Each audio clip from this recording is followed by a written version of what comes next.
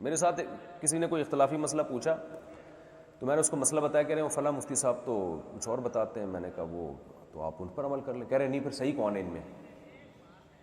میں نے کہا مجھے تو میں ہی صحیح لگ رہا ہوں، کیونکہ اگر میں ان کو صحیح سمجھ رہا ہوتا تو میں بھی وہی رائے کر رہا ہوتا. تو مجھے تو لگ رہا ہے کہ میں ٹھیک ہوں، تو بھی تو میں نے یہ رائے پیش کی ہے. کہہ رہے نہیں، جب آپ صحیح ہیں تو پھر یہ کیوں کہہ رہے ہیں کہ ان کی رائے پر عمل کریں؟ میں نے کہا اس لیے کہ آپ کے لیے آپ پر شرعاً اتنا ہی واجب ہے کہ آپ جس پر اعتماد ہو، جس کی رائے آپ کو لگے کہ یہ زیادہ ماہر مفتی ہے، تو آپ اس کی رائے پر عمل کر لیں. تو آپ کو جب یہ لگ رہا ہے کہ وہ زیادہ ماہر مفتی ہیں تو آپ ان کی رائے پر عمل کر لیں. کہنے جب وہ غلط ہیں اور آپ صحیح ہیں تو پھر آپ مجھے یوں کہہ رہے ہیں ان کی رائے پر عمل کریں. میں نے کہا چلو پھر میری رائے پر عمل کر لیں جب آپ کو میں صحیح لگ رہا ہوں.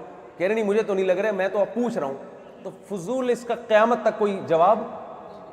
او بھائی میں میرے لیے صحیح ہوں نا، تیرے لیے تو دونوں صحیح ہیں نا.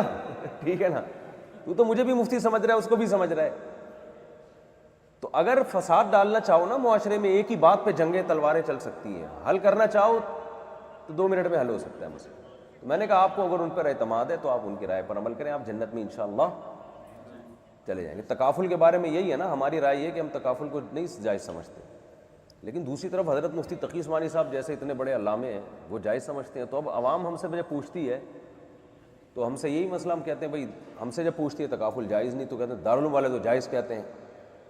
تو میں ان سے یہی کہتا ہوں بھائی آپ کو وہ بڑے لوگ ہیں، ان پر آپ کو اعتماد ہے تو آپ بالکل عمل کریں اس رائے پر. یعنی آپ کیوں نہیں مانتے؟ او بھائی ہم جس وجہ سے نہیں مانتے، ہماری رائے میں ہم جیسے ناقص لوگ دارالعلوم والوں کو نہیں سمجھا سکے تو آپ کو کہاں سے سمجھا سکتے ہیں ہم؟ اور جب آپ ان سے پوچھو گے تو وہ یہ کہیں گے کہ ہم جامعۃ الرشید کو قائل نہیں کر سکے تو تمہیں کہاں سے قائل کریں گے. تو اس کا مطلب یہ اختلافی ہو گیا. بس یہ بہت مشکل ہے اب اس کو حل کرنا. تو جو عامی آدمی جس رائے پر عمل کرے قیامت میں بخشا جائے گا. بس کیونکہ عبودیت ہے نا، عبودیت کا مطلب اصل تو یہ جائز ناجائز کی بحث اصل ہے ہی نہیں. اصل تو یہ کہ اللہ کی غلامی ہے. تو جو جس طرح سے اللہ کی غلامی کر رہا ہے بس اسی میں بخشا جائے گا. 2 متضاد چیزیں بھی ایک وقت میں، مقصد اللہ کی غلامی ہے. تو بس صحابہ نے نہیں عصر کی نماز قضا کر دی تھی اور ایک جماعت نے پڑھی تھی، 2 متضاد رائے تھی نا، لیکن دونوں کا مقصد اللہ کی غلامی. تو اللہ کہے گا ٹھیک ہے، یہ بھی ٹھیک ہے وہ بھی ٹھیک ہے. تو ٹینشن لینے کا ہے ہی نہیں.